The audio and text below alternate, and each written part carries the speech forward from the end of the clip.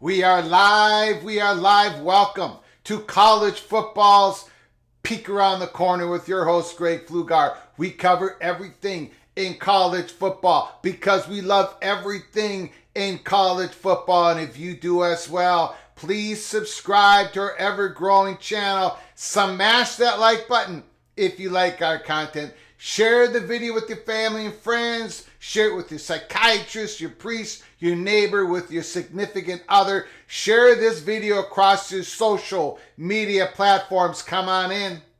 Come on into the studio. Come on into the studio that sits on the corner of Keith Jackson Parkway and Kurt Gowdy Avenue. Do not be afraid. Do not be afraid. We are this is it. Countdown to kickoff. We are one night away from the college football season. Beginning tomorrow in Dublin, Ireland, Navy versus Notre Dame. Do not be afraid, PATC community.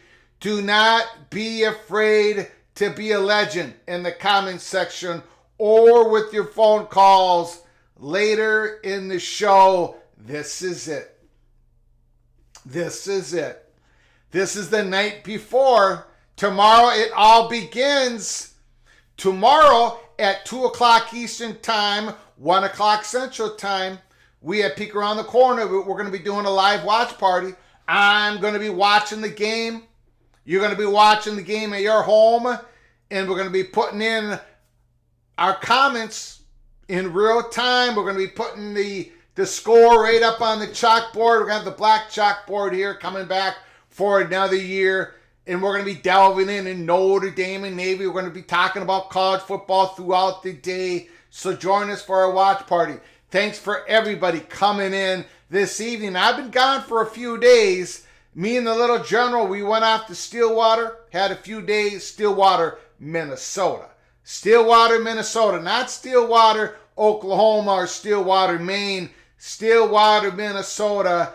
The little general and I, we went to Melt Pizza. If you are ever in the Stillwater, Minnesota area, go to Melt Pizza. Detroit style pizza. Holy smokes. It took me 2 days to recover. And I'm not sure the little general has recovered quite yet. So, if you're in Stillwater, Minnesota, go to Melt Pizza. No, they're not a sponsor of this show. I wish they were, but holy smokes. We got the Drunken Love Detroit style pizza called the Drunken Love. The sauce on that was absolutely elite. That's all I'm going to say. Go to Melt Pizza, Stillwater, Minnesota, right there on Main Street, right off the St. Croix River. Okay. Okay, look, I've been gone for a few days, and that's right. That's right. Keep your head on a swivel. Check, cloak and dagger. Absolutely.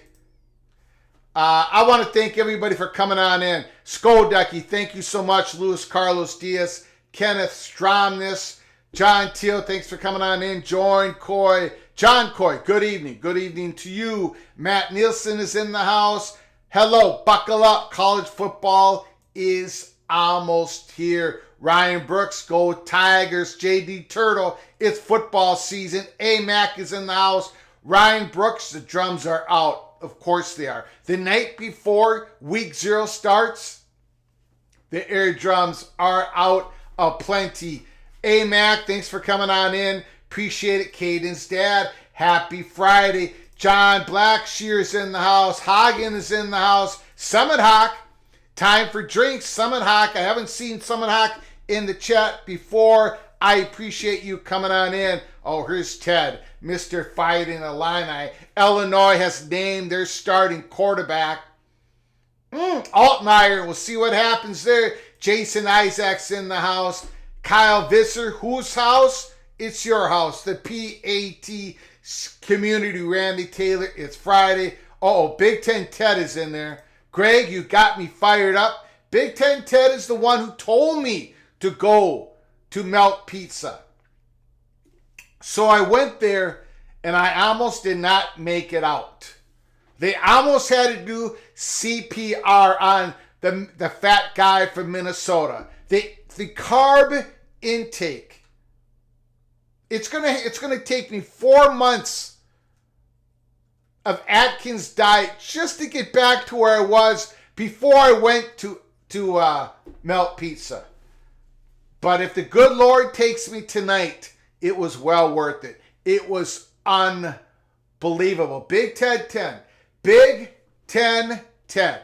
The next time you suggest a place for me and the little general to go and eat, we are not going to give it a second thought. We're going to go immediately. Wherever you direct us next, Big Ten Ted, Melt Pizza. Outstanding. Outstanding. Okay, let's go. Greg the Carb Coma. No doubt about it. Thanks for everybody coming on. Obsidian's in the house. Mr. Monkey Says is in the house. Jeff Olson, the Evil Badger's in the house. Okay. We're going to talk about the ACC first. Because I've been gone.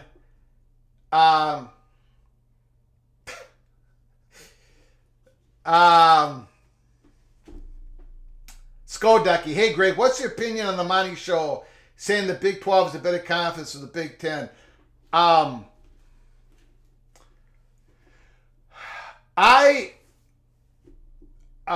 first of all, Big 12 has bragging rights. TCU defeated Michigan last year in the playoffs. It was the first Big 12 playoff win, but they had the last victory over the Big 10. I don't necessarily agree with that statement. A lot of Big 12 fans do. I do not happen to agree with that. But I heard a few things. I heard a few things that the Monty Show said actually today as we were driving back. I'm going to get to that right now. Not so much about who's the better conference and everything. I think the Big Ten is the better football conference. Big 12 is the better basketball conference. Things can always change. Things always do, except for the SEC being at the top of the mountain when it comes to football and when it comes to power in college athletics. SEC remains at the top of the mountain. But I do have to say this Florida State thing. I got to get into it.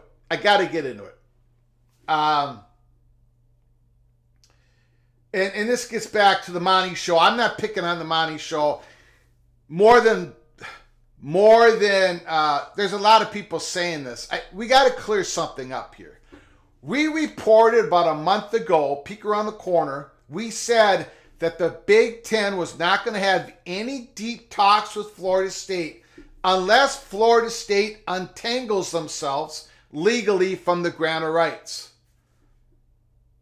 Okay? And the grant of rights is you all know here, peek around the corner, we believe that's a pretty much an ironclad document. Unless Florida State has some sort of communications with the ACC years ago that they could present in the court where they're saying we didn't get consideration, we did not get enough consideration at our end as we sign on the dotted line to extend the grant of rights from 2027 to 2036, the last time they extended it.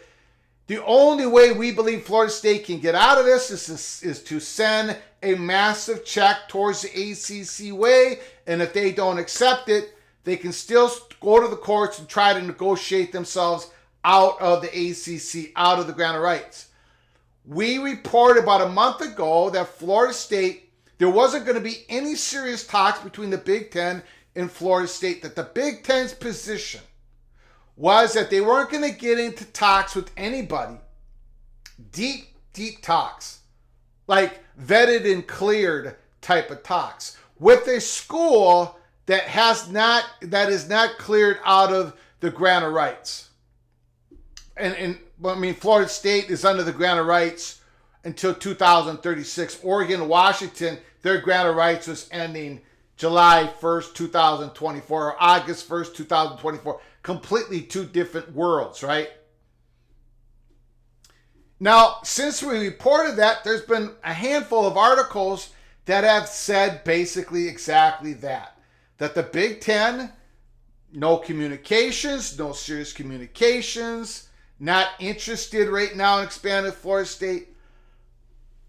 People are taking that information and they are getting woefully confused.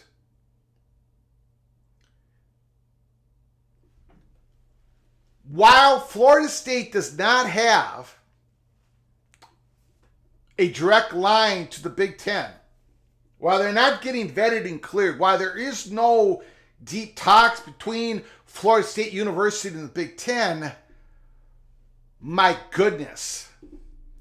Of course, if Florida State sent that check to the ACC and eventually the ACC accepted it and Florida State got out of the ACC, of course, let me make this perfectly clear. Of course, Florida State has a landing spot in the SEC or the Big Ten. We have to talk about this. I have to clear this up because before we talk about possible ACC expansion being imminent, we really have to put our arms around the position that Florida State is in. I'm going to make this clear again. Of course, Florida State has a landing spot in the SEC or the Big Ten. This is not a question of who wants Florida State. Who would want Florida State? Nobody would want Florida State. Maybe the Big 12 would want Florida State. That's not the story. I'm sorry, that's not the story. You brought up the Monty show. That's not the story. And I'm not here to pick on the Monty show. But I heard them just dig into Florida State for whatever reason. Maybe they have a personal thing going on there. Florida State knows enough and is accurate enough to know that they have a landing spot within what we would call the SEC or the Big Ten, if they were able to untangle themselves from the ACC grant of rights. That's important to note, because if you don't understand that, then you don't understand the role that Florida State is playing now, tonight, yesterday, the day before, the day before, the day before. And it's not only Florida State that knows they have a landing spot. Once the ACC loses some schools, and it will a couple years from now or 10 years from now, North Carolina knows they have a landing spot. Clemson knows they're going to have a landing spot in the SEC or the Big Ten. And this North Carolina State thing, we talked about it in the last live show. North Carolina State's political power is much bigger, is much more relevant. And we're not going to go through this on this live show. We have more stuff coming to us here at Peek Around the Corner from the North Carolina State point of view. They are much more, we understand. Let me put it this way. We understand why North Carolina State is playing hardball with the ACC. So they are, okay, so let's get to the ACC expansion. Now we have Peek Around the Corner. Monty said that Stanford more value than Florida State. Again, I'm not going to pick on Monty or anybody else. Okay? I only pick on myself, or we try to do that anyways. But the Monty show also, you remember when they announced that they were reporting over and over and over again, they had exclusive reporting that California, Stanford, Oregon, and Washington were all paid for by the current media companies, Big Ten media companies. I had that question thrown at me about a dozen times at Peek Around the Corner. And I said, no, that's not true. That's not true. Big Ten wants Oregon and Washington. Fox wants Oregon and Washington. California, Stanford was not in the play, and they definitely were not paid for. Oregon and Washington had to come in as a discount. So again, I don't know. I mean, look, people, and it's not just the Monty show, people are now, maybe they're upset, maybe they want things to happen. I don't know what their angle is. But now people are undervaluing Florida State's value. They're making that mistake. That's a mistake. That's a mistake. Florida State's value as a school joining the Big Ten, it's there. It's absolutely there. Now, that doesn't mean that Florida State's going to become a Big Ten member. It could be a Miami, North Carolina combination, a Miami, Notre Dame combination. We don't know that yet. But Florida State has a landing spot, and they know that. That's why they're dealing with the position of strength, kind of, sort of, when it comes to the ACC. Fake Tom Osborne. Florida State is the snake that bit the lady who took it in.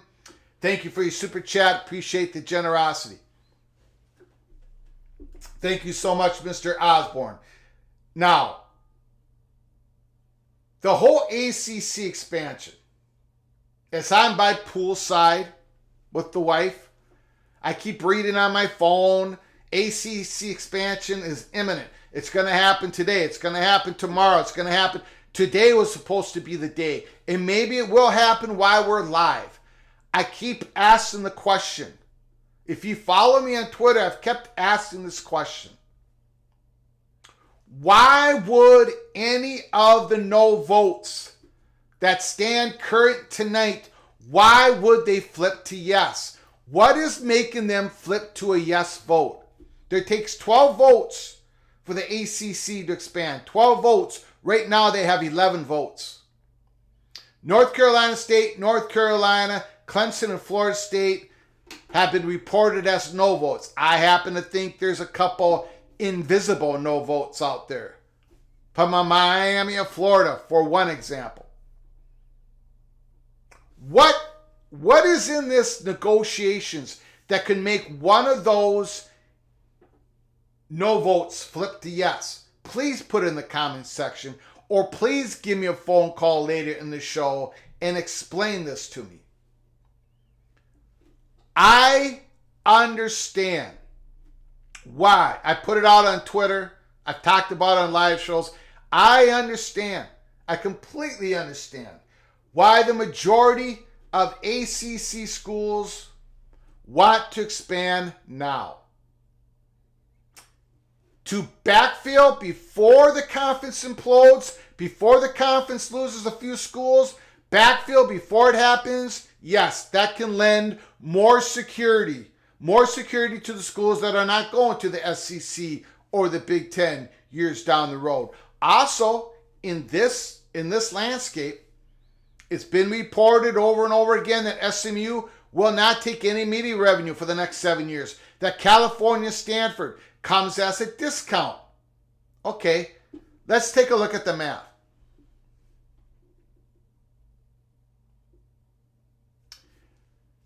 Jamie Thornton, got it.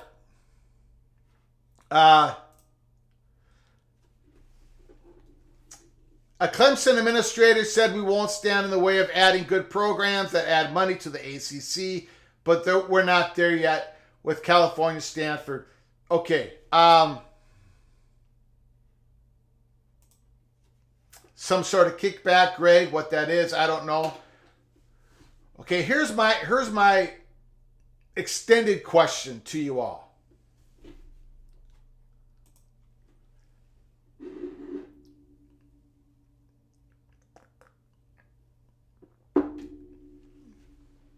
This is mathematically, even for a moron like me, this doesn't take much time to figure out. ESPN will pay pro rata, reportedly, for California Stanford and for SMU, even though SMU is G5. Let's say that's incorrect. Who cares? Let's say it is correct. Let's say, just for the sake of you and I talking, that ESPN contractually will pay the ACC $24 million a year for California, $24 million a year for Stanford, $24 million a year for SMU. That's $72 million. Okay? $72 million. SMU is not going to get any of that. Let's say California and Stanford receive $10 million each. So that's $52 million. That's $52 million left. Now, let's say that's $3 million a year for the other 14 schools. The rest of that is there for the other schools, but extended travel to California, Stanford. Let's just say that each of the 14 ACC schools come out $3 million ahead. Is that fair? $3 million each for each school? If you want to say $4 million, that's fine. We'll use $4 million. Let's just use $4 million. Each school goes $4 million ahead. You're going to be playing Notre Dame. Those 14 current ACC schools are going to be playing Notre Dame a little bit less. Okay, but that's fine. Right? You're backfilling. You're getting more security. You're making a little bit more money. And let's say maybe $1 million. Let's push that back to $3 million per school again, and let's take that little bit money off the top and put it into performance pay, unequal revenue per performance. Okay, So Florida State, if they make the college football playoffs in 2025, they can make $8 or $10 million or more that particular year. Is that enough? Is that enough to switch a Florida State, a North Carolina State, a Clemson from a no vote to a yes vote? About $3 to $4 million a year more, and maybe if you perform well, maybe $6, $8, $10 million for that 1 year.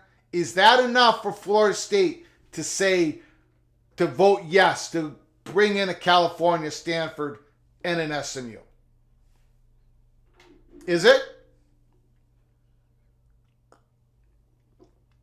Let's say it is. I don't think it is, but let's pretend that it is enough. What's the holdup then? Why hasn't there been ACC expansion announced, done? Why isn't there reports on it?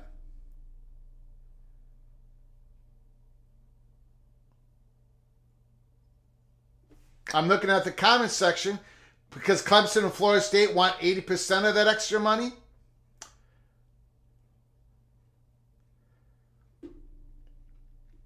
My point is, I'm your host who's lousy at math. I'm talking to you all. We figured out this. Okay, we might be off $1 million here, $1 million there, but they have calculators in those meetings. It's Stanford. It's California, Berkeley. It's SMU. They're smart at SMU. You got the ACC schools. This isn't Greg Pflugar, the idiot. These are really smart people. They got calculators. They know how to use them. Why hasn't this been resolved yet? Why hasn't it been a yes or no on ACC expansion? Like, why hasn't the door completely jammed shut, or why hasn't the door completely sprung open? There's got to be something else going on. There has to be something else going on besides the use of a calculator.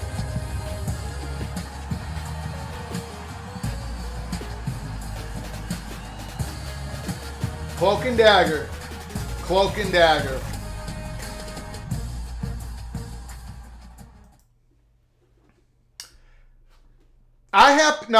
We have no intel on this, and it hasn't been because we haven't been trying. It hasn't been because I've been off at the Stillwater getting a carb coma at Melt's Pizza.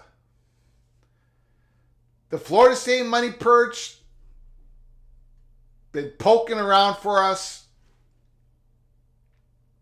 Nobody has reported on what if Florida State, what if North Carolina, what if a Miami of Florida, the invisible, I believe the invisible no vote, what if they're digging for something that makes the exit ramp more clear for them to leave a few years down the road? What assurances are they getting? Because it can't be about money is important, of course it is. Security is important, of course it is. We understand why the majority of schools would want this in the ACC, but that's not where the discussion is. The discussion is how do you get a no vote to a yes vote? And it's got to be more than just money. So what is it? I don't think you can shorten the grant of rights. I don't think that's going to work. So what is it? Is it that Stanford and California and SMU are not going to have any voting powers for the next 7 years? Maybe. I don't have the answer. But there's something going on besides a calculator and math. Because that's all been figured out. All these scenarios, They're haggling over a couple $100,000 on performance pay. And I'm going to tell you, I just got back. We are going to, for the next 24 hours, I know we got countdown to kickoff is tonight. Dublin, Ireland, Notre Dame, Navy. We're going to talk about it. But I just want to let you know where I'm sitting here. Why hasn't it happened? Because I think Florida State is digging for something. I believe North Carolina is digging for something. I believe North Carolina State is digging for something. I believe Clemson is digging something. It's not what is being said is the important part of the story. And exactly what it is, I do not know. But we're going to find out. Because if it's just about the money, if it's just about the math, if it's just about the calculator, this thing would have been sewn up already. Right? Am I right or am I wrong? Am I missing something? It doesn't take this long. Thank you, Blake, for your incredible generosity to this channel. Holy smokes. Stillwater, Oklahoma is the only Stilly, Greg. Go Pokes. Holy smokes.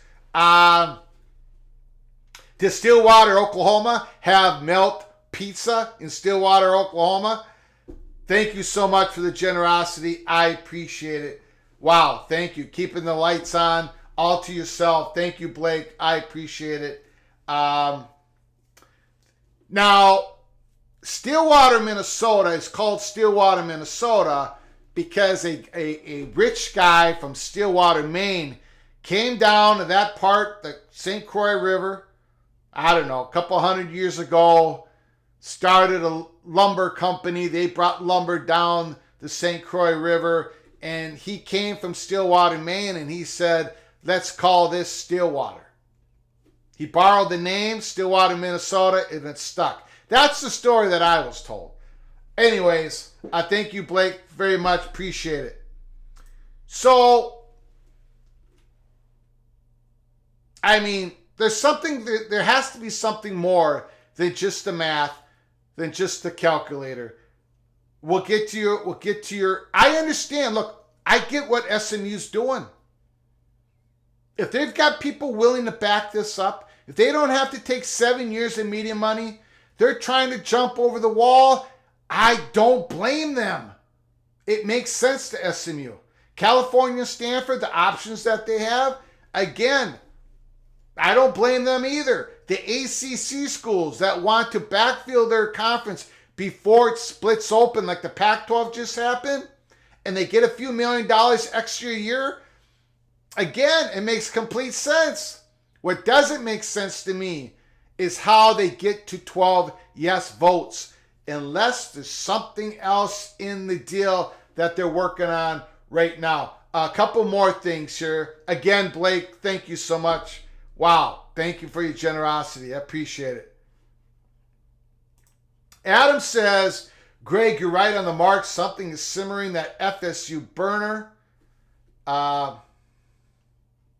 Rick Olson says, Cal and Ferd will be going through this again if they join the ACC. Yeah, there's something to the story here. It's not our first rodeo. There's something in this story that doesn't make a whole lot of sense. I mean, anyways, we'll get to your phone calls in a little bit. Let's take a look at something here. Ladies and gentlemen, peek around the corner, Greg the Cooler from last year. Soon, after Saturday, Greg the Heater moniker is going to come into play. But I made my picks for week 0. In our last live show, we put up a poll, and you, the PATC community, voted on what play you were going to make in the games that I made a play on. We had the results. We did it live. I know a lot of people, you missed it. These were the results of your votes. In my pick. Again, this show is a little different. The host is going against the community. The PATC host is going against the PATC community throughout the season. These were the results.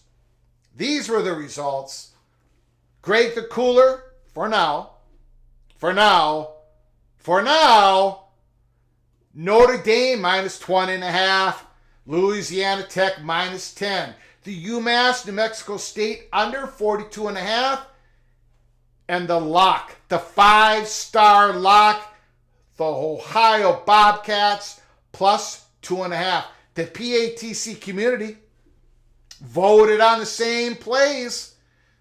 They went against me on the Navy Notre Dame game. The PATC community took Navy plus 20.5. They agreed with me on Louisiana Tech minus 10. They agreed with me on UMass and New Mexico State going under the 42.5 total. And the PATC community went against my 5-star lock. They took the San Diego State Aztecs minus 2.5. Holy smokes. The Ohio Bobcats, they got their quarterback back. Curtis Brown, keep your eye on him. He came from Canada. He had a sensational year last year, MAC Player of the Year. He got his ACL. He injured, but he's back. He's going to play tomorrow. So Aztec, you better buckle up. Ohio's coming in. I've got Ohio plus 2.5. Okay, and then, so that's the official plays for week 0. Now, week 1, we're going to have a lot more plays. We'll probably have about 8 plays each. And we're probably going to have,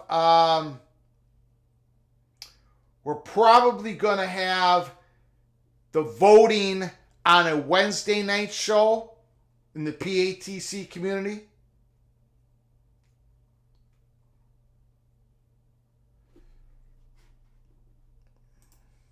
Now, here's a report that came out today, Brett McMurphy. It came out from Andy Greeter first. And then I posted it on Twitter, and then got picked up by some national reporters. Andy Greeter, the great St. Paul Pioneer Press reporter, college football sports reporter, does a lot of MLS. Brett McMurphy, Big Ten will require its football programs to release player availability reports 2 hours before each conference game's kickoff.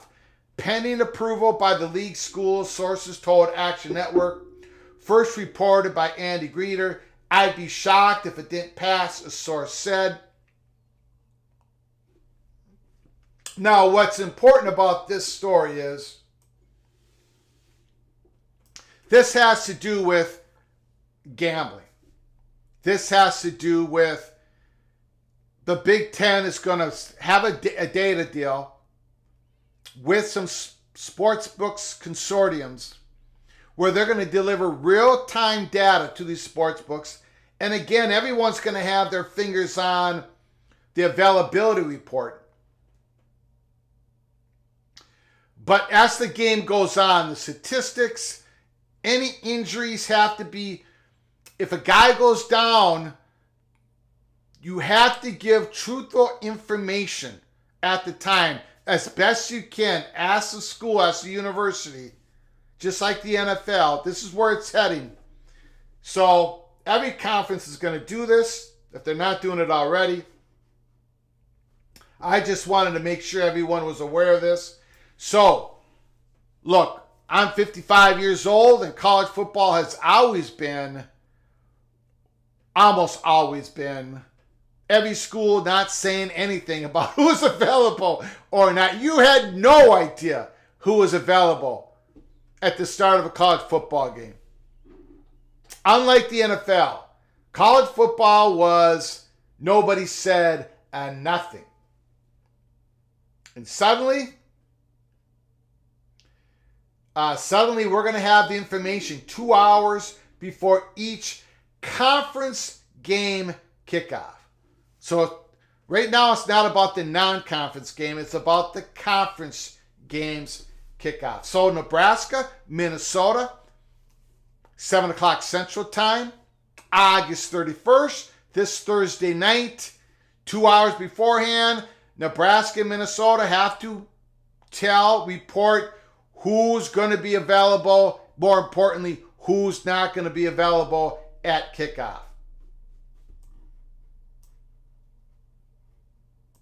Okay, so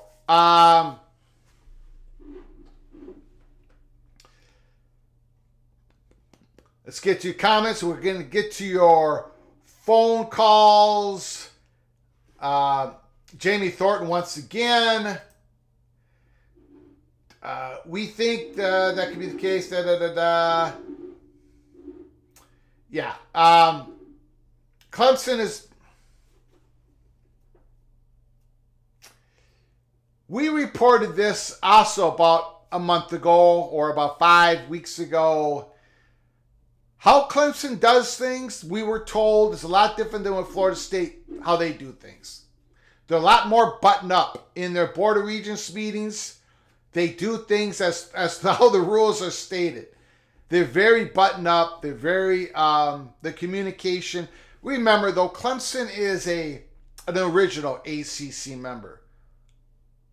They're looking at this a little bit differently than Florida State is. There's different personalities among the board members at Clemson, as we've been told over and over again, and that's why they're handling it differently than Florida State. But Clemson, don't get it twisted. Clemson is looking to get out of the ACC as well. So they are as serious as Florida State, but they're just doing it differently. And they're going to have to come up with the money like Florida State. But Florida State is, no pun intended, the tip of the spear when it comes to who's going to jump first. Who's going to jump first or try to jump first.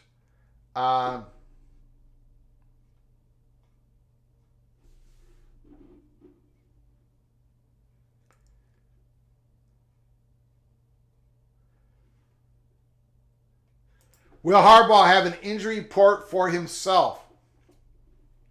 So Jim Harbaugh is not going to be Michigan's head coach for the first 3 games, but he's going to have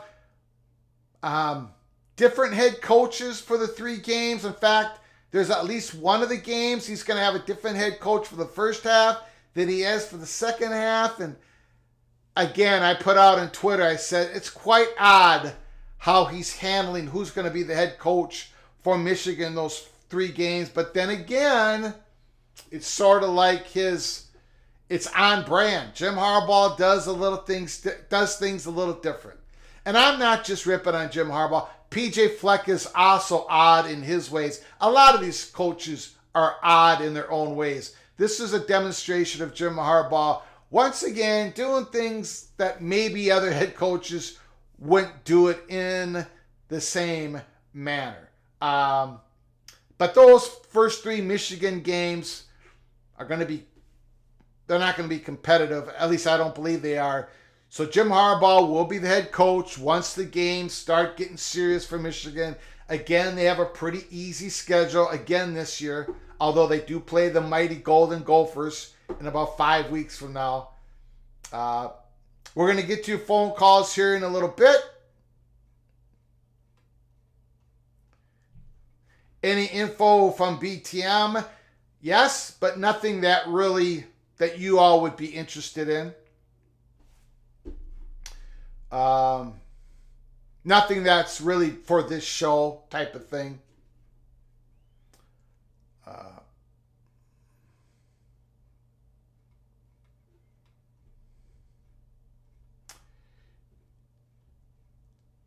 I got Daniel Montecastle saying that somebody has his mouth full of crow.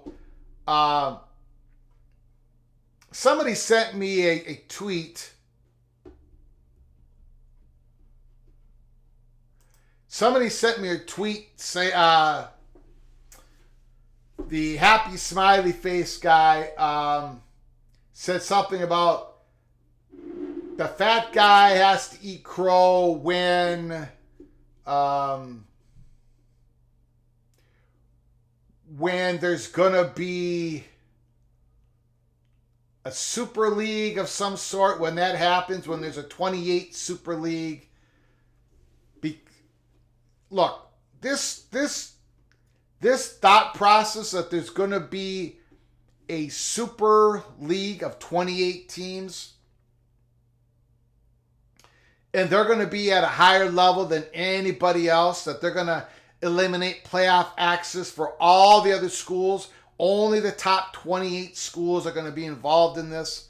If that happens in the next 20 years, if that happens from now, 2023 to 2043, I'll eat crow. I'll eat crow on this channel. I'll say I was wrong. I don't think it's going to happen. I don't think there's going to be a super league of 28 schools. Of course it's being talked about. Everything gets talked about. That doesn't mean it's going to happen. Super leagues, that stuff's been talked about for decades. Now, if it happens in the next 20 years, I'll eat crow. Now, to that person who put that on the Twitter, his Twitter account, who used to go by the name of Jessica Larson, I'll eat crow on that if it happens in the next 20 years. But I guess the question is, are you going to eat crow that you got the USC, the Colorado, the Big 12, the Oregon, Washington stories all wrong? Any crow being eaten over there in Nebraska land? I didn't think so.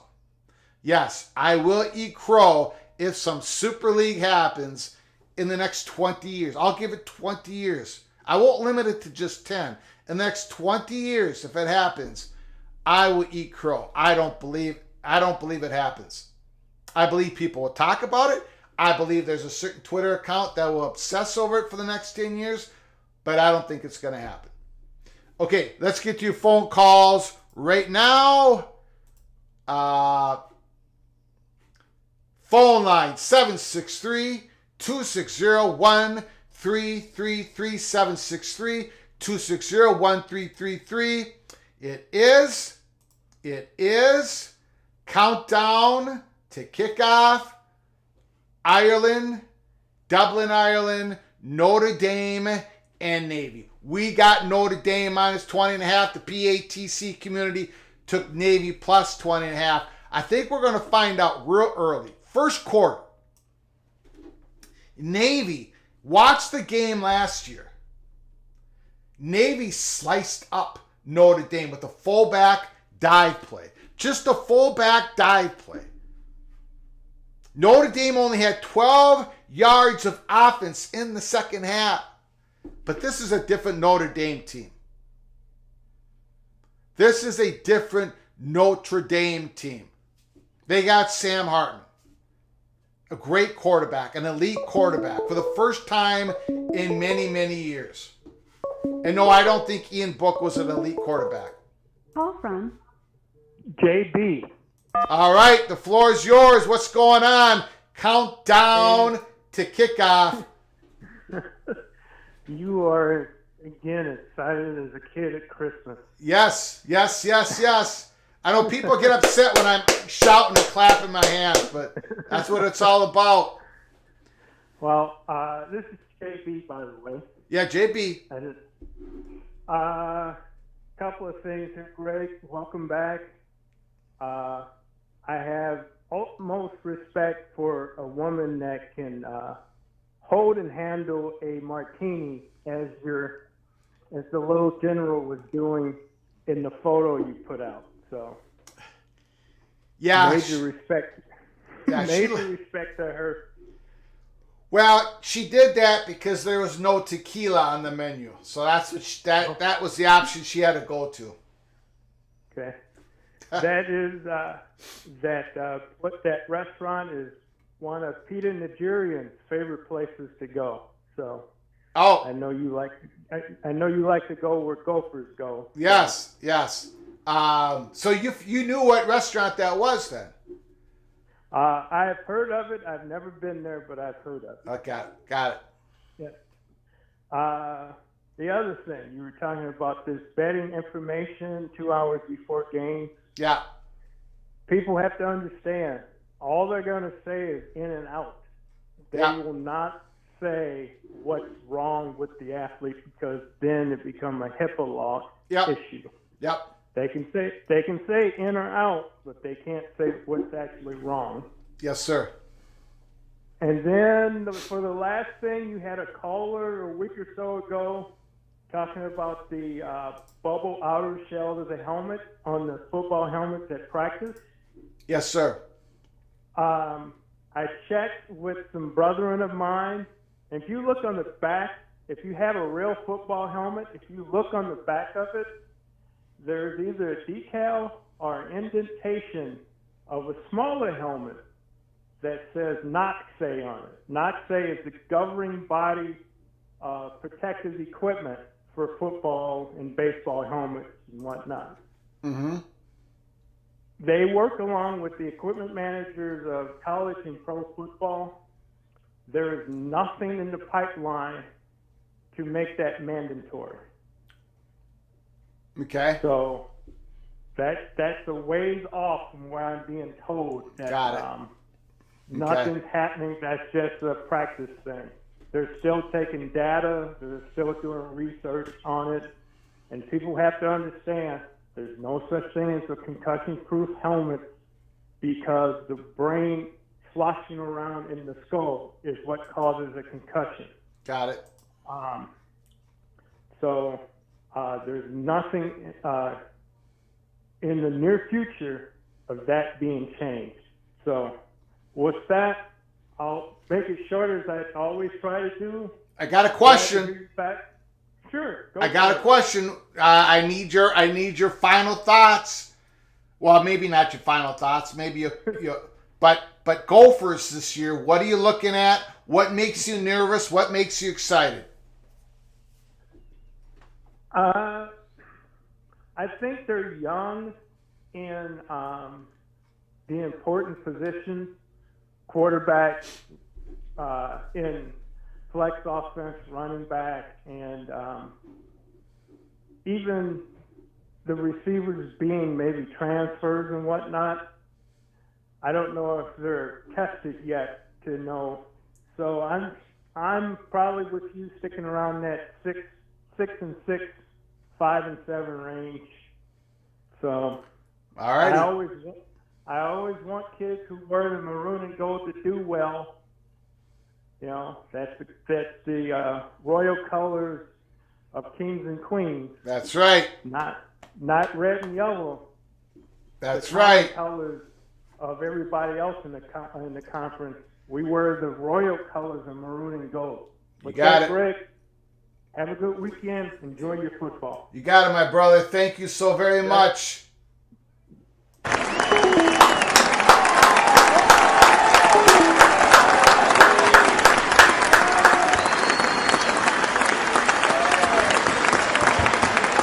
Beautiful, beautiful.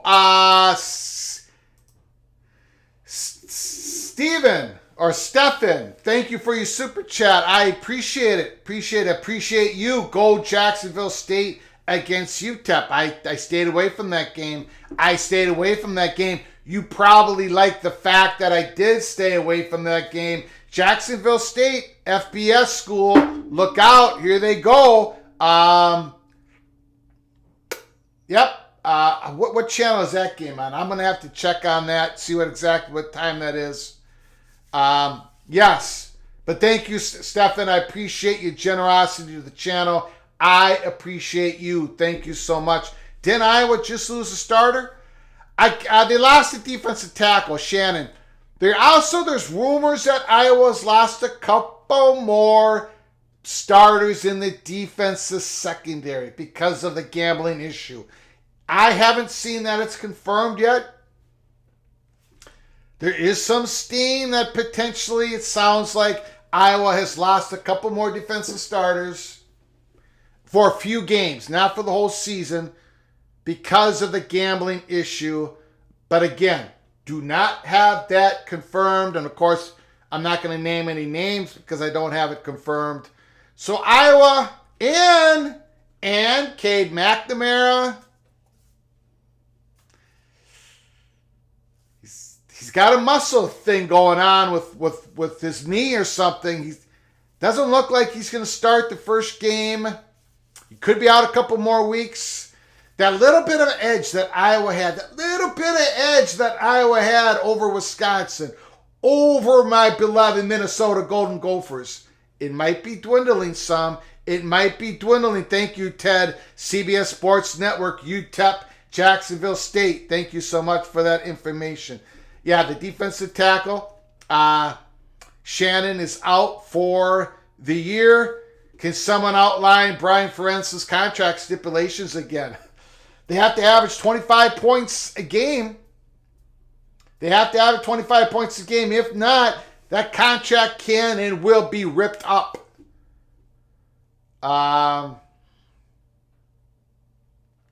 So, I don't know. I don't know if they're going to get there or not. We'll see. Cade McNamara has to be healthy. Has to be healthy for the Iowa Hawkeyes to win the Big Ten West this year. And, of course, Greg the Cooler, I predicted Iowa to win. And ever since I predicted Iowa to win the Big Ten West, what has happened? Injuries, gambling suspensions, the whole gambit. Because of Greg the Cooler, strikes once again. Son of Syracuse, 25 points a game. Bet under, way under. Oh my goodness. Mr. Monkey says West Virginia will defeat Pittsburgh in a couple weeks from now. A lot of people are saying that Kansas State is rolling over Missouri. Now, week one games, we're going to hit it hard. We're going to hit week one games hard on Monday, on Tuesday, on Wednesday of next week. We'll make our final predictions, I believe, Wednesday. We're going to be analyzing all of them.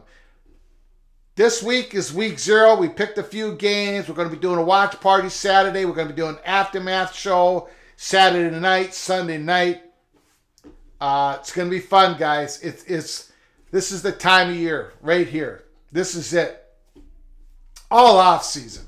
Do you know how many predictions we've put out there? I mean, now let's see the football games. Let's see the results.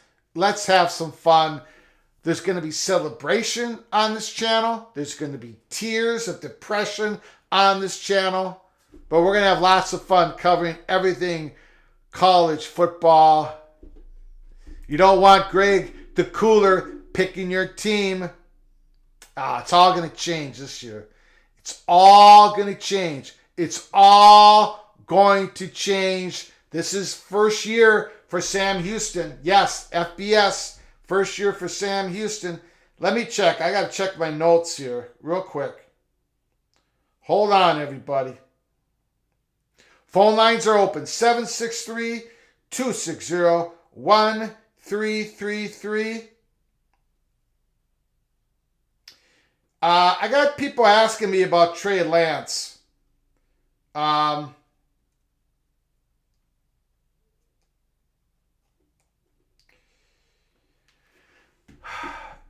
Trey Lance just got traded. I don't talk about NFL football. This is a college football channel. But I think I told this story sometime when we first opened this college football YouTube channel. Trey Lance had a great year, one great year at North Dakota State. He's from Minnesota. And people have asked me before, why didn't Minnesota offer Trey Lance? Now, I'll give you the reason why.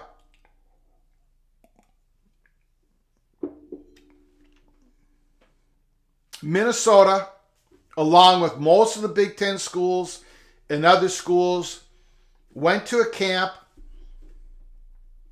watched the quarterbacks in the Midwest throw the ball, and Trey Lance, from all reports, and it was real-time reports, at the time, at the camp, Trey Lance there was nothing there. He He did not do, relatively speaking, with all the other quarterbacks there, he did not do well. Did not throw the ball well at all. Trey Lance did not get an offer from Minnesota. He did not get an offer from anybody. Check his offer list. He didn't get at least on that day, he didn't get an offer from any FBS schools. I'm not sure if he ever did. So he excelled at North Dakota State. Hard work, good kid, worked hard, great athlete, improved his passing. But he didn't play at the highest level. But that's, there's been other quarterbacks drafted in North Dakota State. The guy who went to the Philadelphia Eagles, he's been injured most of his career. And Trey Lance has struggled since he's been in NFL. And I just don't know if he's got the skill level to be around much longer in the NFL. We'll see. We'll find out. But it gets back to that one day, that one workout. He did not do well. That's why he did not get offers. So that's the story. I just got another question about him.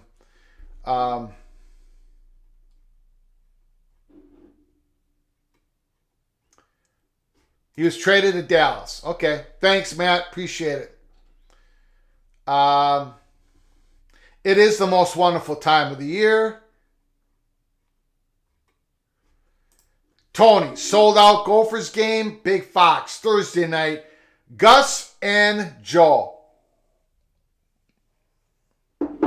Gus Johnson and Joe Klatt going to be doing the Minnesota-Nebraska game Thursday night on Fox. And then Saturday, going to be doing the Colorado game. TCU versus Colorado. So they got double duties within a couple days. It's all sold out. The Gopher game all sold out. Let me get back to somebody asked the question. Yeah, somebody on Twitter, the same,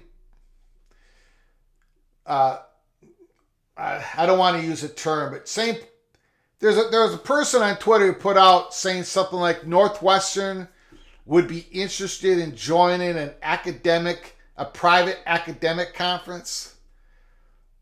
And again, where do these people come up with these things? Northwestern is an original Big Ten university. Northwestern is going nowhere. Northwestern would not join an all-private athletic conference. My goodness. Call from Lewis.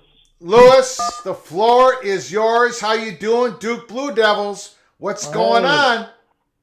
Well, I think the reason we're hearing so little about the ACC and Stanford, Cal, and SMU is that Stanford, Cal, and SMU, the total sum of their three fan bases, wouldn't even comprise a below-average Power 5 fan base. The three schools with small fan bases, and nobody is trying to get the inside scoop on what the holdup is. Obviously, there's some kind of holdup. Yeah. But nobody knows because I don't know that anybody particularly cares. It's a money grab. It's very sad to see as someone that's followed the ACC since the early 90s when I first enrolled at Duke. And it was such a great league when it was a 9-team league and compact, and now it's becoming this.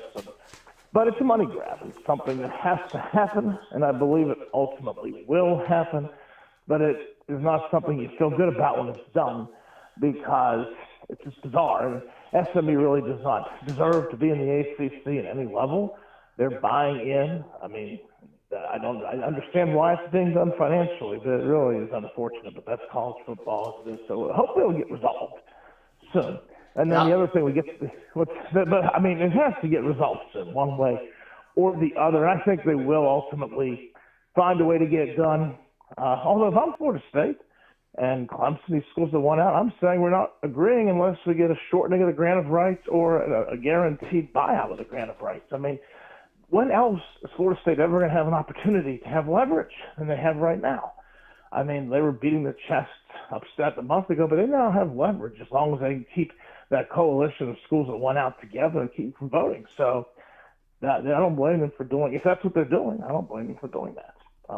Okay. As far as the games, Yep. what's that we're going to say? Go ahead. No, I was going to, no, go ahead. I'm going to ask you a question about the Duke football team here shortly. But go ahead, finish your thought. I'm sorry. Well, so getting up to tomorrow's games, just a couple quick ones. We have the New Mexico State UMass game. I'm calling that the Independence Bowl because these were two programs that were independent for a few years that are really barely scraping by as athletic departments. Yeah. Compared to other independents, Liberty and BYU and even Connecticut with their basketball program, they had other reasons for being independent, but were still pretty deep-pocketed programs. So I think that's cool that they're playing, and so they should have a little trophy for the winner of that Well, game. New Mexico State. New Mexico State's no longer one. New Mexico State is in the Conference USA now, though. Exactly. Yeah. They are now in Yeah. CUSA.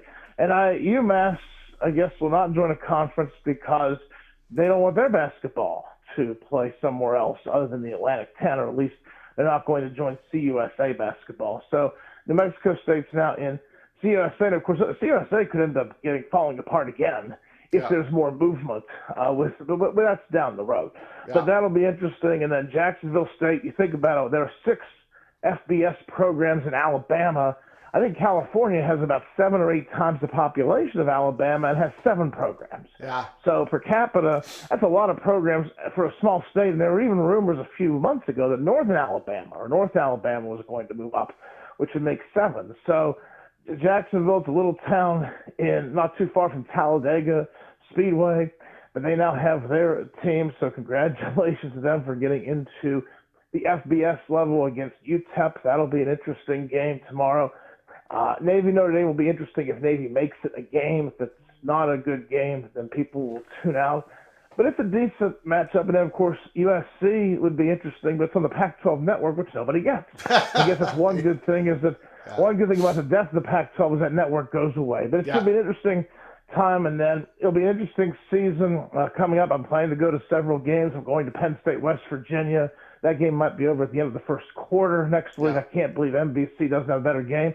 I'm hoping to make it to Duke Notre Dame down at the end of September in Durham, and then, of course, the Backyard Brawl. So some interesting games coming up in September. I like Lewis. Now you're going to get mad at me here. You're going to get mad, but I'm leaning heavily on taking the Duke Blue Devils plus 12.5 versus Clemson in Week 1. I haven't made the official pick yet because we're not in Week 1 yet. But I look, Clemson, new coordinator. He's changing a lot of things, pre-snap packages. They got a running game. I think Clemson is going to play this tight to the vest. I don't think they want to show Florida State anything in the few weeks later that they have to play Florida State. I think they're going to play conservative. I think they're going to see if they can slug out a win versus Duke. What do you think? Riley Leonard is going to be able to avoid some of that Clemson pass rush. Clemson is a little bit weak. If they're weak anywhere in the defense, it's the secondary. It's not the front line, of course. But Riley Leonard, he might be the guy. I think Duke is going to keep this game close. What do you think? Well, they certainly can do that. First of all, it's been, I think, decades. I don't remember a game where Duke has been featured, or by the time this starts, it's a feature Monday night Labor Day game in Durham. Yes, sir. I mean, that's just unheard of. Yep, now, September Duke has 4th. a very small fan base, very small.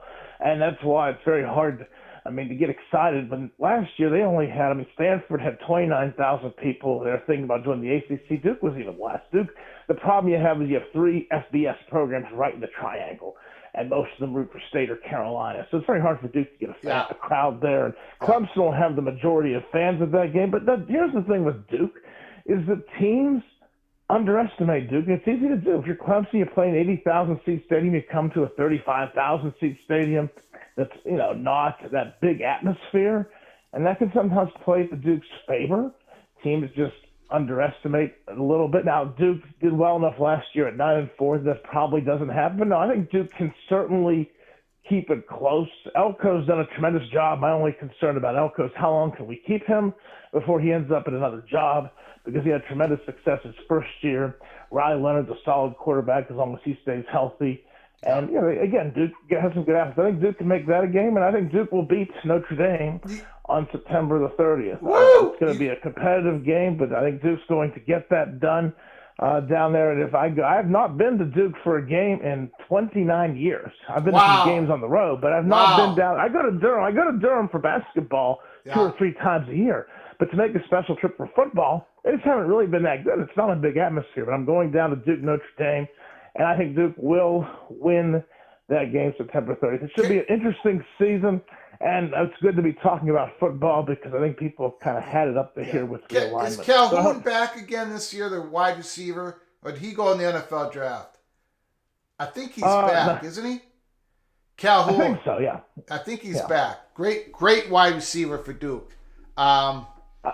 All righty. It'll be interesting to see what happens. I mean, I know Central Florida did crush them in the bowl game. I heard Central Florida didn't have players, and then Central Florida's picked 6 in the Big 12. I'm not getting that. But, I think Duke, they again, for as long as they can keep Mike Elko, they will be good. But it should be an interesting year, Greg, and let's just let's try to get this situation with the realignment of Cal and Stanford done. But, boy, it's amazing how few leaks there are about whatever's going on in the ACC. And that's attributable to the fact that the fan bases for the 3 schools, a lot of them, they're small, and a lot of them they're just not engaged. And that's not good for the ACC, but it is good long-term, and it's going to make it interesting to see what happens if they get the additions when those inevitable departures happen, and you have this ACC and Big 12 fighting for teams. So it'll be interesting to see what happens long-term, but let's hope it gets done. It's just been the most bizarre thing. So many bizarre things happening this summer. Well, have a great weekend, Greg. Enjoy tomorrow's game. Great call.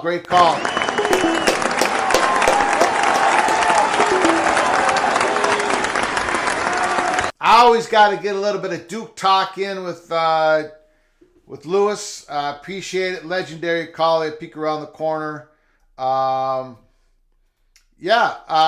Look, we are. It's a little bit after 7 o'clock Central Time, 8 o'clock Eastern Time.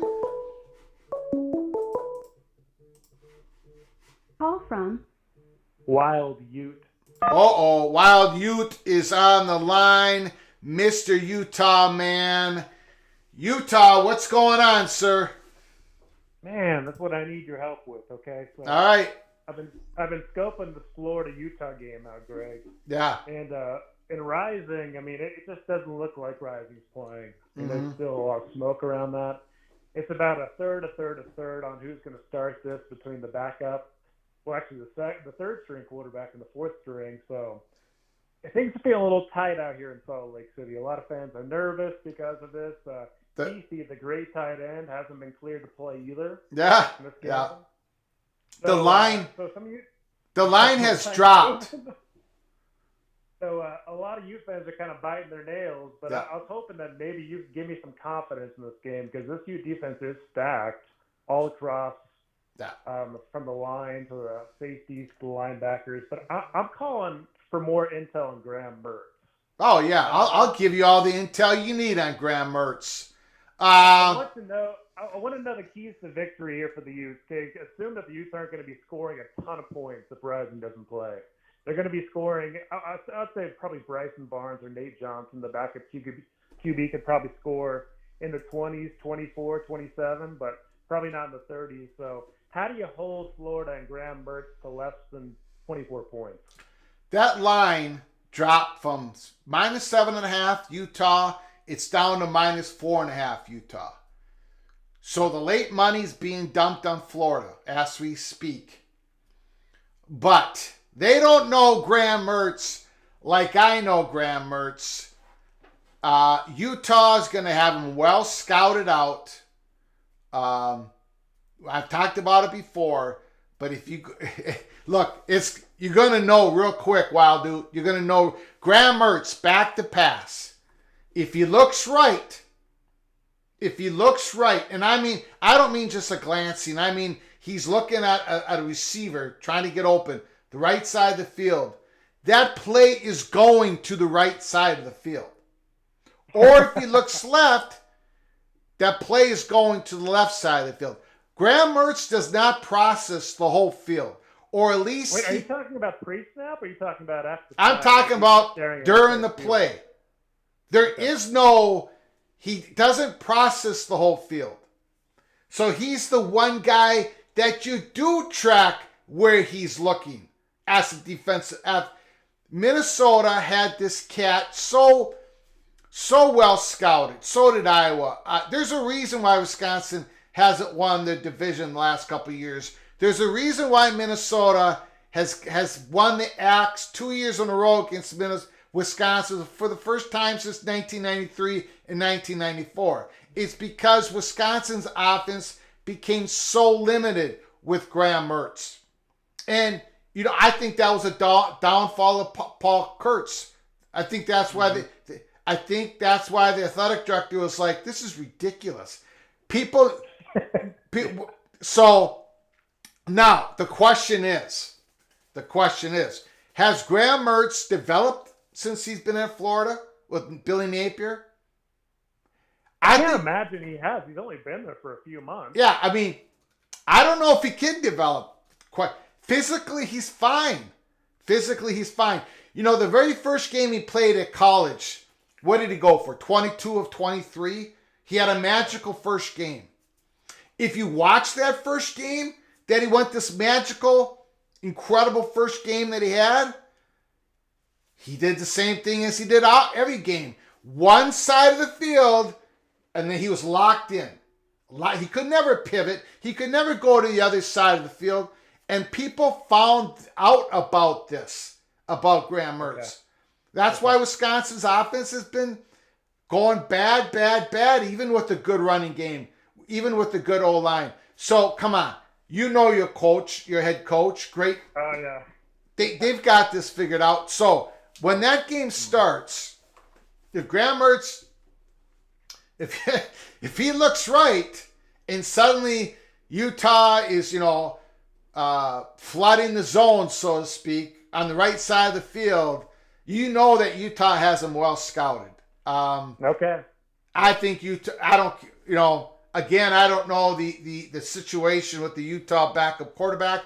I better look into it before I make my official play. But I'm taking Utah. That going from -7.5 to -4.5, that just makes it an easier win.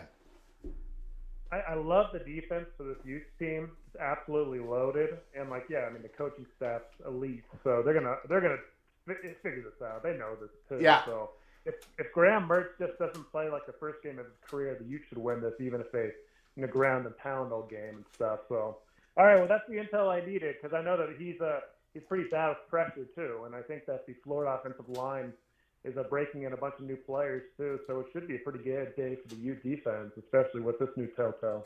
Yeah. All righty. Appreciate it, Greg. Thank you, buddy. Appreciate it. Talk to you next time.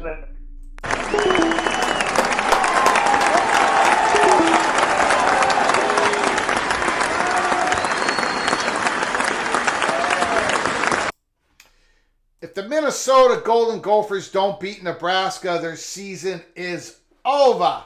AAR, their season's not over if they lose to Nebraska. I don't think the Gophers are going to lose in Nebraska, but if they do, they're just going to have to dig out of it and try to get a good season together. It's going to be tough because they have a brutal schedule. But I think people are going to be a little shook after they watch the Golden Gophers on August 31st.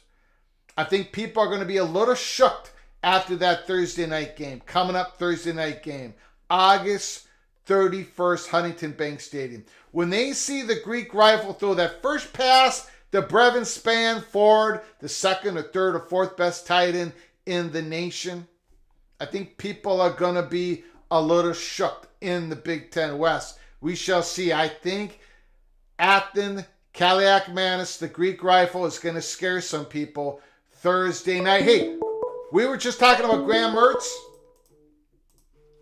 Call from Immaculate.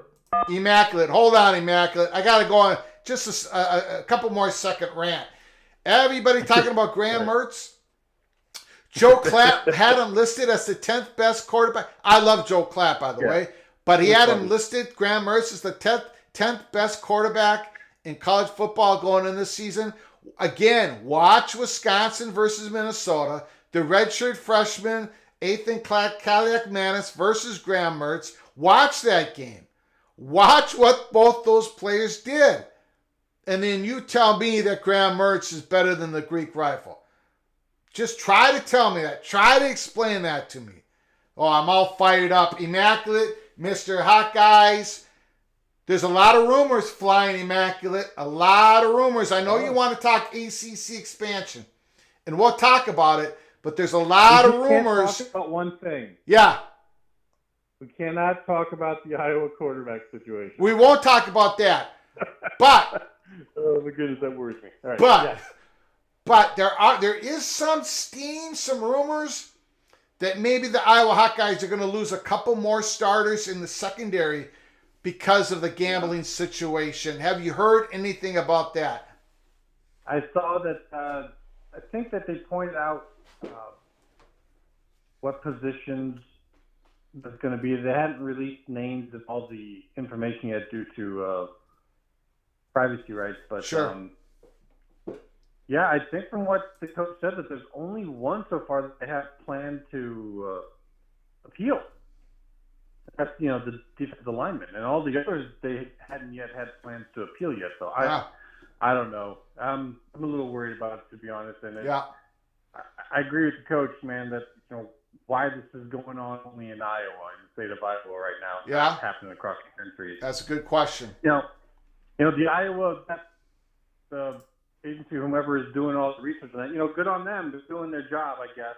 But where's their similar groups in other states going on? Yeah. I don't know.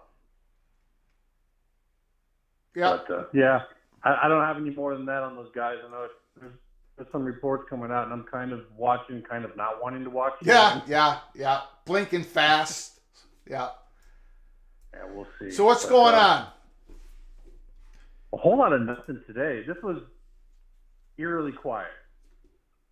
Yeah. Usually there's plenty of sports media folks out there just saying something. Yeah. Anything. Like, even you can look at sometimes some garbage. But there was nothing today. Not a peep about the ACC. And let me ask you, what is so difficult about this on the surface? Two schools, two good institutions want to basically come join you for free, and you can use their pro rata money however you want. Well, I started the show on. I started the show on this. And there's nothing. If this is all about money, math, and a calculator, there's nothing difficult about this at all. Pro rata, 24, 24, 24. Let's say SMU gets 24 million. That's 72 million. SMU doesn't take nothing. Stanford and California, let's say they take 10 million each. There's $52 million a year for the rest of the schools. Let's say each school clears about $3 million once you take off travel costs, and maybe you take a little bit into a performance pool. There it is. It doesn't take that long to figure out, are we going to vote yes or no? Do we have the votes? Don't we have the votes? There's got to be something else in play. I can't figure out exactly what that is, but there has to be something else in play. I'm speculating only that it has something to do with the exit ramps of Florida State, North Carolina State, and Clemson. But I don't know exactly what that would be. But there has to be another part of the story that is not being reported on yet. Oh, absolutely. And that's what the quiet's about right now, because there's only so much you can talk about. Like, you just laid it all out there. That's it. Yeah. There's nothing really for media to talk about at this point in time except for what's actually going on, and they've not seen cleared to say that clearly. So I think you're right, your speculation, but I actually think it's going to be bigger than that. Okay. I don't think it's just four. Because I think if this is going to happen, it kind of has to happen in a larger amount. I still contend that the major leverage point for this to happen would be the threats of having a dissolution vote. Not that anyone wants to do that. It's a horrible ending. It's just as many new problems that you create and that you solve. But if that becomes your last effort you could possibly do, well, then maybe it comes in. So if that's the case, you need 8. So that's why I think they'd at least have more schools than just 4 that are interested in this. Otherwise, you don't really have the leverage for it. So if they want that to get pushed through, I mean, holding up the Stanford thing is one thing. That's some leverage, but I just don't see that as being enough. I think there has to be more involved with this. And if you were to look at the Big 10, SEC, and Big 12 all going to 20, that's 10 schools. That's, easy, simple math, maybe way too simplistic, of course. Yeah. But just for someone to follow through and look at a number, if everyone's on board with that, we have reports of ESPN talking to Big 12. Maybe it's not about Stanford. Yeah, it probably is more than just 4 schools. Again, and if let's say we wake up tomorrow morning immaculate, and the reports are that the report is that California, Stanford, and SMU have been voted on, and they're going to enter the ACC on July 1st, 2024. Or California, Stanford joins next year, and SMU has to wait another year, whatever. I don't think, if there is something more to the story, I don't think it's as big as something happens right now pertaining to a Florida State, a Clemson, a North Carolina State, a Virginia Tech, Miami. I just think what could be the big story is there's some adjustment in the bylaws. There's something in there that makes Florida State breathe easier about the potentiality of them leaving the conference. I don't think it's something like, Florida State now can leave. You know what I'm saying? Something that makes that exit ramp more clear, and it's a scheduled thing. Like Florida State knows that, and I don't have any answers. I'm just throwing this stuff out there. That Florida State knows that, like, in a couple of years, this hurdle is like it gets easier for them somehow in some way, something like that, for them to add on these schools. For these no votes to flip, yes, it has to be more than just added money and using a calculator at this point. Well, look at it maybe this way. If we're talking about an exit fee to get out, like just a flat exit, this isn't, the contractual exit fee with all that, but like one cost, you're out, done, poof. If that's going to cause like a Florida State, a Clemson, North Carolina, and then one more to leave, we would say that pretty heavily damages the value of the ACC contract, and ESPN's probably going to come in to do a renegotiation. And once you get into that point, it becomes, who knows what you're going to end up with at the end. It'd be kind of nice to go in there with a nice pot of money to sit upon. So if that becomes the case, the more of these schools that are looking to leave at some point in time, you probably want to get them out as soon as possible. Otherwise, they take some of that extra money, sit on it for a year, and then leave themselves, and basically use that money to exit themselves. If I'm one of the schools that's going to be left holding the bag at the very end of this, I want everyone to leave right now. But Stephen, you're not going to touch the money, whatever is paid in exit fees. You want it to be as much as possible. You bring in Stanford, SMU, California. You have all this money. Whoever you want to bring in, as maybe some more private schools or whomever, you have extra fee money for them. I wouldn't want anyone sticking around, getting part of this pay that comes in if that's what goes on. I would just want to just rip the Band-Aid off and just do it all at once. And so, if that's the case, if it's like 50 to 100 million per school, you're looking, if it's 10 schools, you're upwards of $1 billion you're sitting on. Yeah. So, I mean, it's crazy money, it's crazy talk, but if I'm one of those schools, and this is going to be the reality in the future, you at least might as well have as much of that as possible in your pockets and not in the pockets of a school that's going to leave in another year or two. That's all I think on that. Can I ask you one more question? Yep. What Whittingham said, the Utah head coach, what do you think?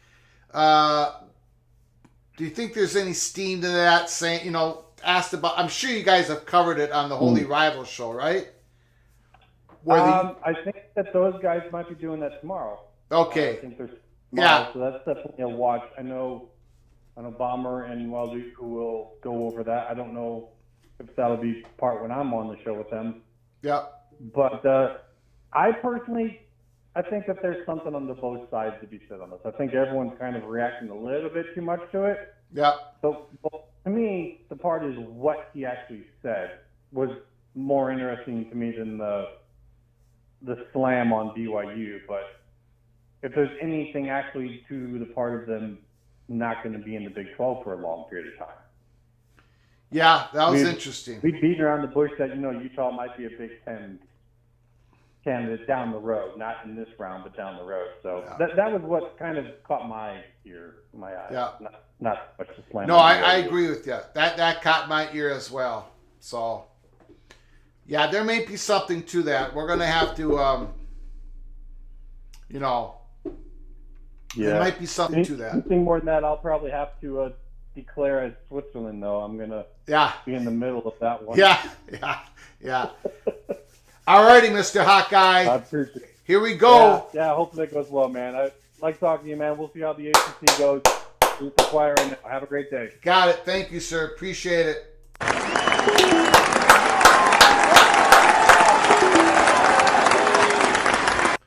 Immaculate Mr. Hawkeye dealing with some issues there in Iowa as we begin the season. Quarterback Cade McNamara, a little bit nicked up. Probably not going to play the first week. Maybe not the first couple weeks. They're having some suspensions. And, of course, it all happened right after I predicted Iowa to win the Big Ten West. Opie, thank you for your super chat, for your continued generosity to this channel. We appreciate it so very much, Opie. Opie says ESPN has to be involved in some way, shape, or form. Maybe that's what's taking a little longer than thought. I think you bring up a very good point.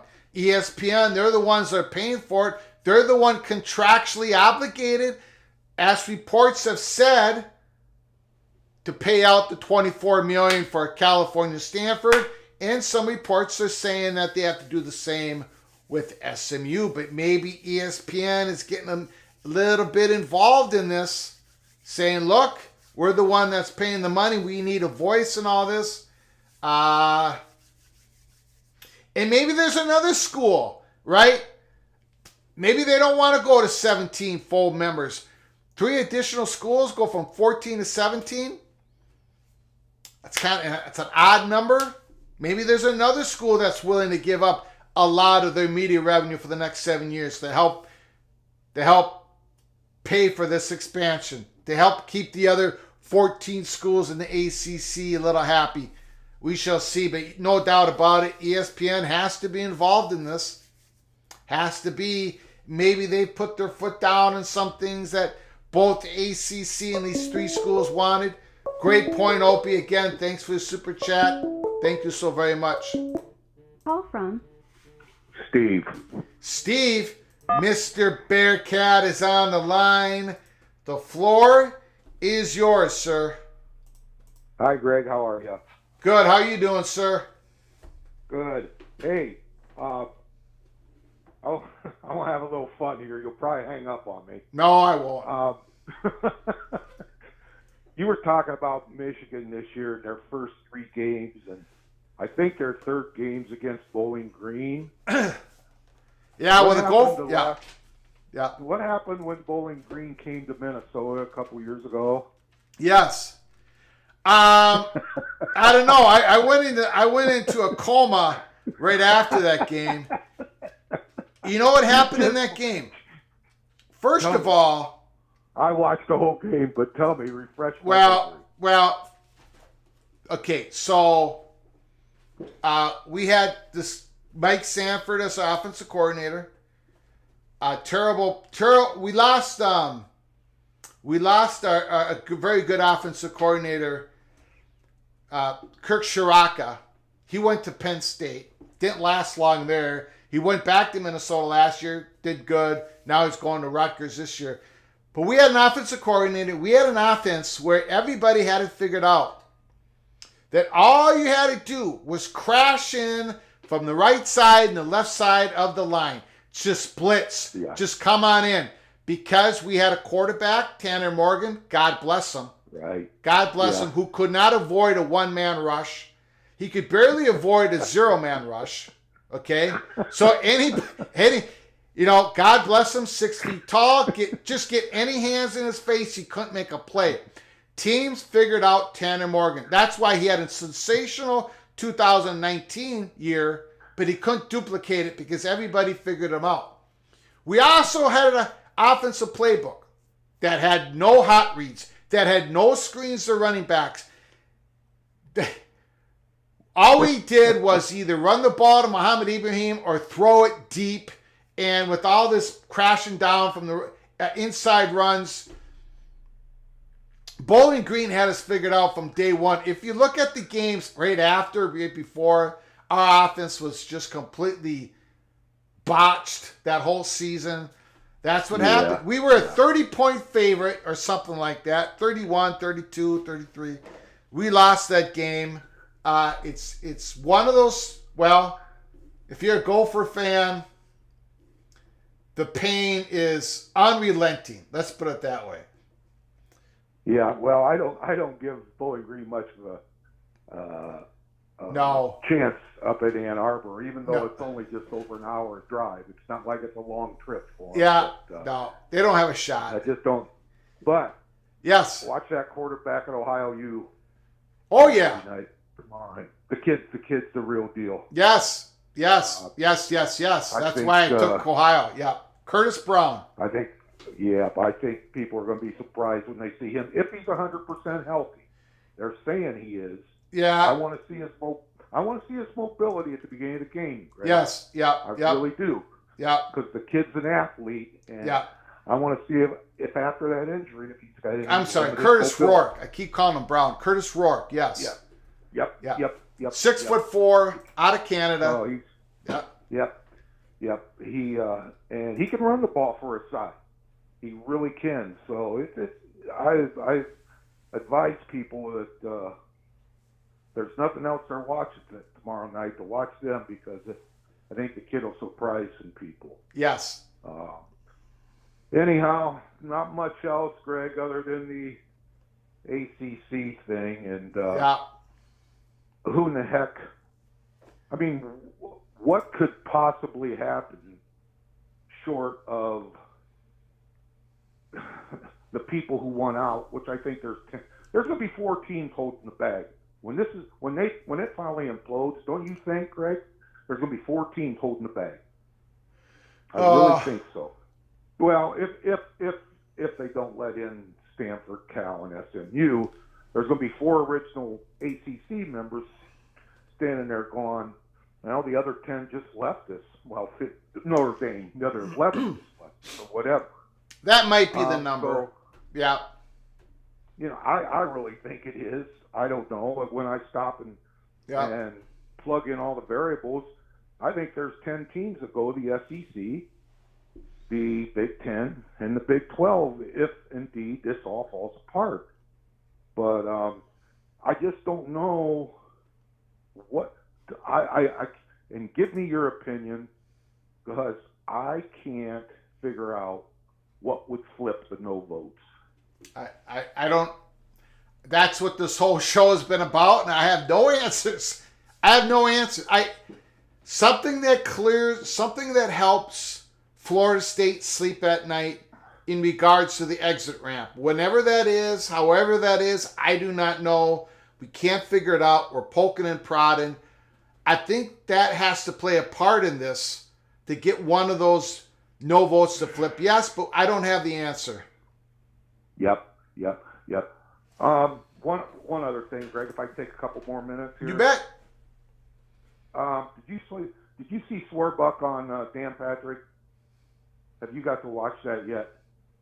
I'm sorry, who? Oh, Swarbrick. Swarbrick. I saw. Yes, I did. Yeah. Yep. Okay. Yeah. That wasn't a good look for Notre Dame. Yeah. I don't know. Yeah, I agree. Maybe I'm interpreting wrong. No, I agree. I mean, and they could make this ACC thing real easy if by some chance NBC lowballs them and Notre Dame says, well, we better go to the Big Ten, because that's one of the things Swarbrick said is if we don't have a good TV contract, we may have to look around. So if NBC would lowball them, then Notre Dame can make this real easy on everybody else in the ACC. Oh yeah, Notre Dame holds lots of the cards. Oh boy, don't they? And if it isn't going to be NBC, I don't know what that other media company could be, because Me either. It's not just the money; it's the exposure. Everybody's top windows are closed to Notre Dame. Big Tens, SEC. Yeah. Go ahead. Yeah, Greg. So, and look at the windows. Just look at the windows of the Big Ten partners. Okay, Fox at noon. Yeah. CBS at 3:30, and NBC at 8 o'clock or whatever. Yeah.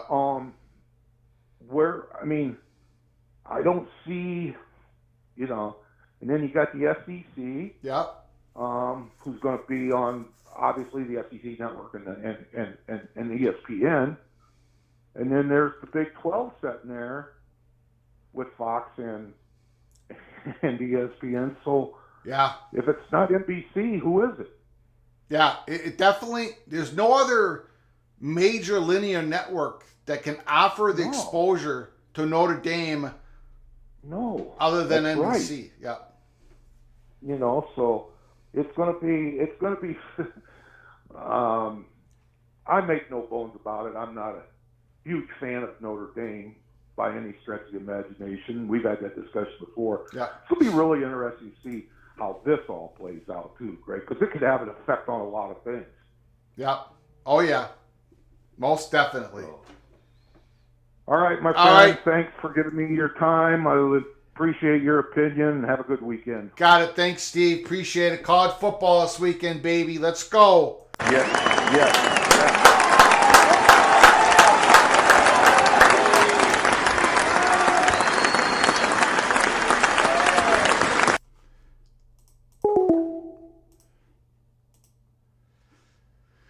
Does Shiraka ever stay put? Well, he was with Lewis. He was with PJ Fleck for a long time. Western Michigan, first 4 or 5 years of first 4 years in Minnesota, had great success. He was the guy who developed Joe Flacco at Delaware State. But then he wanted to go closer to home, so he took the Penn State job. That did not work out for him. He went back to Minnesota, had success once again, and now he's at Rutgers. And this is why I think Rutgers, they're not going to be explosive offense. But Rutgers is going to have some. You watch a Rutgers game and you have all these pre-snap penalties. You're not going to have that under Kirk Shiraka-led football team. Rutgers' offense is going to be simple. It's going to be, the playbook is going to be very thin. But they're going to know what they're doing. They're going to get in and off the field. They're going to get into their packages. They're not going to have all these pre-snap motion penalties. They're going to be doing a lot of RPOs. They're going to be doing a lot of slant passes beyond the linebackers, inside run zone, slant pass. That's Kirk Shiraka's offense.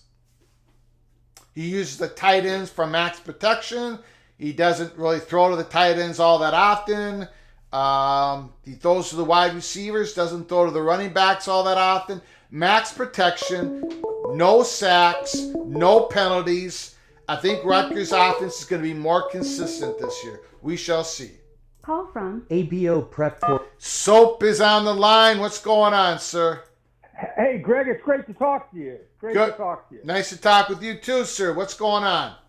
Hey, look, I think if the deal doesn't go down with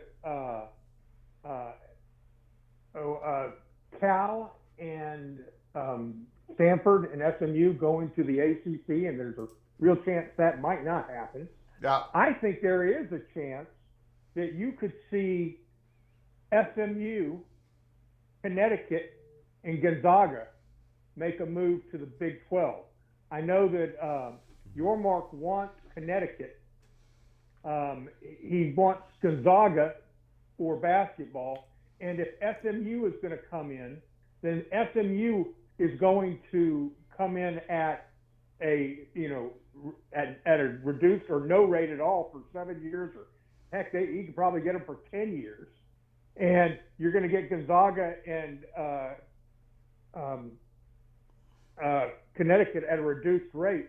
That might be something that the Big 12 would actually consider doing. I don't know that that's going to happen, but I think there's a chance that they would consider doing it because the finances of it are so great, and they want to promote their basketball. Second thing that I haven't heard many of your guests talking about, Greg, and I'd like a little input from you on it, is Arch Manning.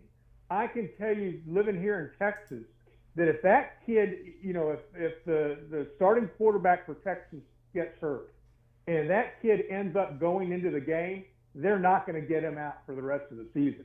That guy could be, I'm not going to say he's going to win the Heisman Trophy or anything like that, Yeah. but he could be a major story this year in college football. And I really haven't heard anybody talking about it because, both of his uncles started when they were freshmen. Not saying he's going to start, but in the event that somebody gets hurt, I really think they're going to go ahead and use him over the second string quarterback.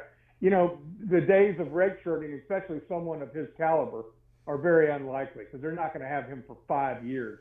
They'll have him for 4 years, maybe 3. But I can almost guarantee you he will be used this year. And if he gets in under a situation, wins the game, he's not coming out. He's going to be their quarterback going ahead. The last thing, Greg, Yep. you and I have talked about this relegation possibility, and were you going to say something? Nope. Go ahead. Okay. This relegation possibility in the Big 12, and I actually heard someone talking about it, that they were considering it. Instead of having an East and a West or a North and a South division, they would take the 8 best teams and the 8 weakest teams and make up 2 leagues. The thinking would be that by having the 8 best teams play each other, they have the best chance of winning an additional spot into the college football playoffs. And that having the 8 weakest teams play together, there's the best chance that one of those weak teams could have a run in that weaker division of winning 10, 11, 12 games and maybe getting accepted to the college football playoff. And also you would have the interest of moving up and down between the 2 leagues. The best team, the worst team 1 year would move down to the lower division and the lower team would move up. But you would have playoff games at the end of the year between 2 teams to move up and to move down. And that would really be, I think that's going to be terribly exciting. And it's different. It's something that no one else, you're not going to see it in the Pac-10. You're not going to see it, I'm Pac-10, I'm sorry. You're not going to see it in the Big 10. You're not going to see it in the SEC. I doubt you see it in the ACC. So it would be something different that would be unique to the Big 12 and generate excitement among fans and of teams and people who are just watching football games on TV. That's it for me, Greg. What do you think? Well, yeah, I'm not a real big believer in the relegation type of thing going on in college sports. Why not? Huh? Well, I've Why talked not? about it before. I don't. No, I just don't. No one is going to You're not going to be able to convince your boosters to keep investing in a program that might drop down a level during a season or a couple of years or a half a decade. I just don't see it happening. If it happens, it'll be interesting. I haven't heard any reports or anybody talking about this. But if you have something, throw it at me at my Twitter account at Flug Empire. Okay. I think if you look at it more from the standpoint of not necessarily moving down a division, but moving down in the conference to another to a different, not a different level, but a different segment of the conference. All you're doing is scheduling different teams instead of scheduling. All the really good teams are scheduled to play each other, and the weaker teams are scheduled to play each other.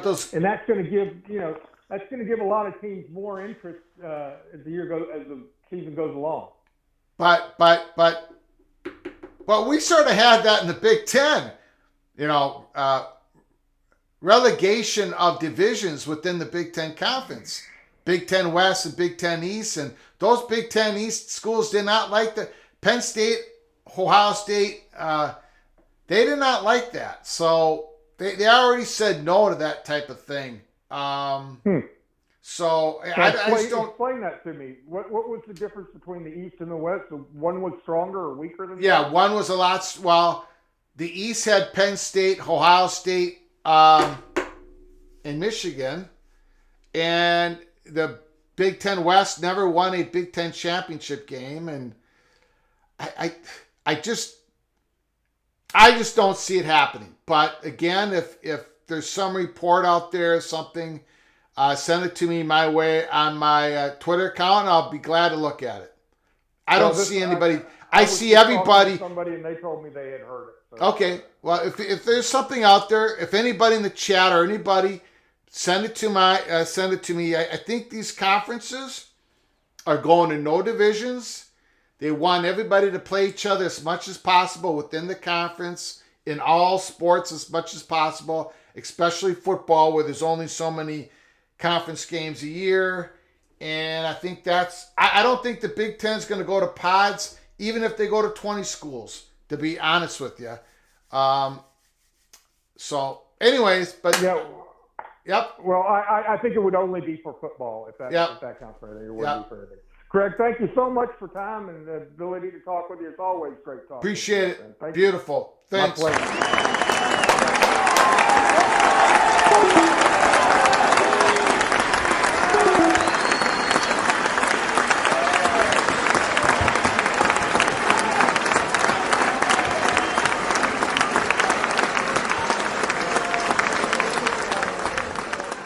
Yeah, in regards to Arch Manning, I haven't heard any reports really about how he's doing in camp. I've heard all the reports about Quinn Ewers and how well he's doing. He's in great shape. He's in the best shape of his life. He's eating right. He's working out right. He knows the playbook. His footwork has changed. That's the number one thing I'm going to be looking at for the Texas Longhorns is Quinn Ewers' footwork. Because a lot of times he was throwing the ball and he didn't have either foot planted on the ground. Arch Manning, he struggled in the spring game. I don't think it mattered much. But I haven't heard any reports how he's doing. I hyped him up just like everybody else. I love his high school tape. Go watch his high school tape. He's special. It's not just the name Manning. He's going to be a great college football quarterback whenever he gets this opportunity. I only think he gets this opportunity this year by injury. Quinn Ewers, this is his season. And I think Texas is going to win the Big 12 championship. And I think he's the quarterback who's going to lead the Texas Longhorns to the Big 12 championship. R. Webb, if you needed relegation to have more interest in college football, I can't help you. This isn't pro soccer. Thank you, R. Webb, for the super chat. I think a lot of people like it in theory. It could hold interest. I don't see the mechanisms for it to happen. I don't see it happening. But we shall see. Our Webb, thank you so much for your generosity to the channel. I appreciate it. There is no relegation in MLS, which is true. And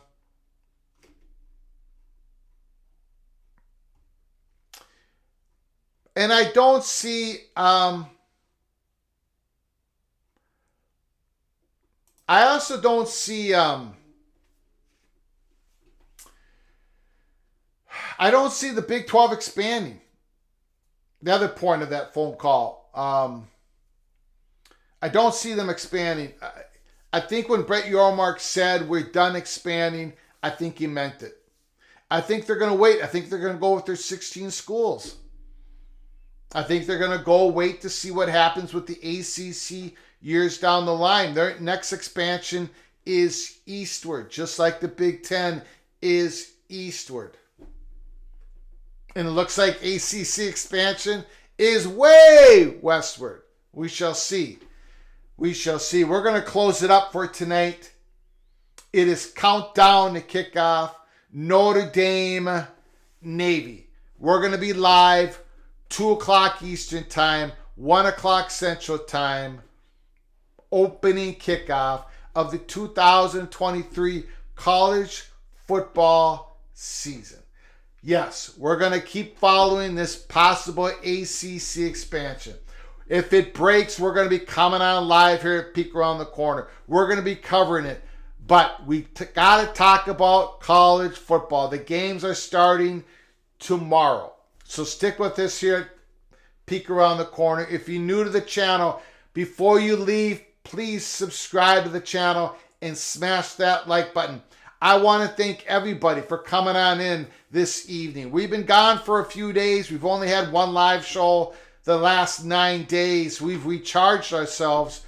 Myself and the little general, we're going to be on all day tomorrow. We're going to be on every single day. So buckle up. Brace for impact. We want to thank everybody who donated to the channel. All the great comments, all the great phone calls. We appreciate you so very much. This is it. College football. It's happening. Finally. I love college football. I know you do as well. So stick with us here at Peek Around the Corner. Until next time. From all of us at PATC to all of you, please, you all take great care of each other. Thank you so very much.